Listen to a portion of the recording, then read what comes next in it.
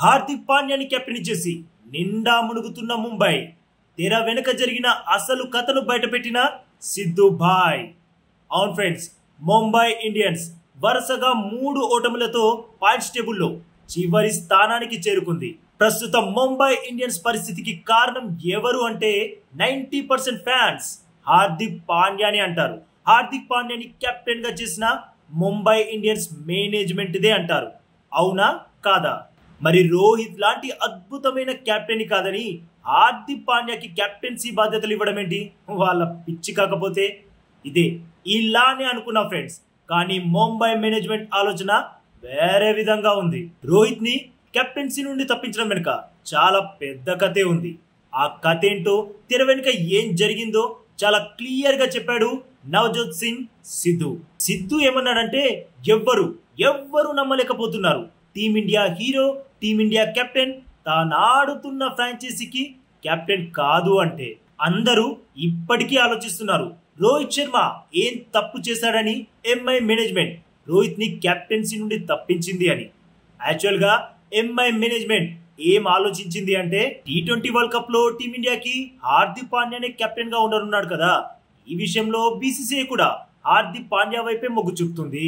ఇలాంటి టైంలో ముంబైకి కూడా కెప్టెన్ గా హార్దిక్ పాండ్యాని ప్రకటిస్తే బాగుంటుంది అనుకున్నారు.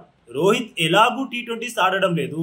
T20 వరల్డ్ కప్ లో ఉంటాడో ఉండడో కూడా తెలియదు. ఇలాంటి టైంలో హార్దిక్ ని కెప్టెన్ చేయడమే కరెక్ట్ అనుకున్నారు. కానీ అసలు ట్విస్ట్ జైషా ఇచ్చాడు.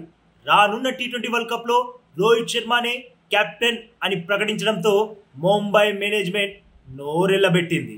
జైషా ఈ విషయాన్ని అక్టోబర్ లోనే ప్రకటించి ఉంటే టీమిండియాకి T20 వరల్డ్ కప్ లో రోహిత్ శర్మనే కెప్టెన్ గా వ్యవహరించనున్నాడు అని చెప్పుంటే అసలు ముంబై ఇండియన్స్ ఈ నిర్ణయాన్ని తీసుకొని ఉండేదే కాదు. వాళ్ళు కూడా టీమిండియాకి కెప్టెన్ గా ఉన్న ప్లేయర్ తమ ఫ్రాంచైజీకి కెప్టెన్ కాకుండా ఉండడం ఏంటి అని ఆలోచించేవారని సిద్ధు అన్నాడు.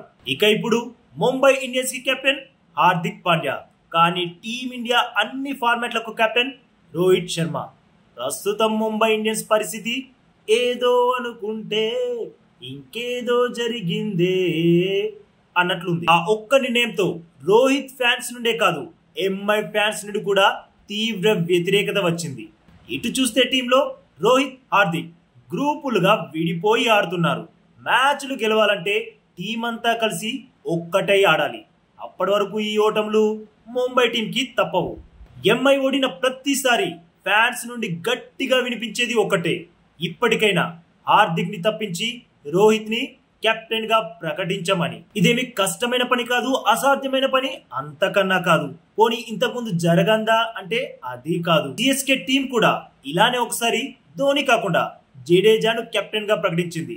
కానీ ఫ్యాన్స్ నుండి వచ్చిన వ్యతిరేకత, టీం పర్ఫార్మెన్స్ ని దృష్టిలో పెట్టుకుని మళ్ళీ ధోనికే కెప్టెన్సీ బాధ్యతలని అప్పజెప్పింది. సో ముంబై ఇండియన్స్ కూడా ఇలానే చేయాలని ముంబై ఫ్యాన్స్ బలంగా కోరుకుంటున్నారు. మరి మీరు కూడా ఇలానే జరగాలని కోరుకుంటే వీడియోకి తప్పకుండా లైక్ కొట్టండి, రోహిత్ శర్మకి సపోర్ట్ గా నిలవండి. అలాగే లేటెస్ట్ క్రికెట్ అప్డేట్స్ కోసం మన ఛానల్ ని సబ్స్క్రైబ్ చేసుకోవచ్చుగా ఫ్రెండ్స్.